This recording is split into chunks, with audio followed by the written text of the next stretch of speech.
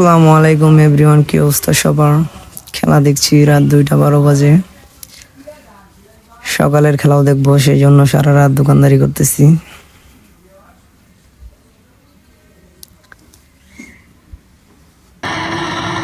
Still in short trousers. West, some of them as well.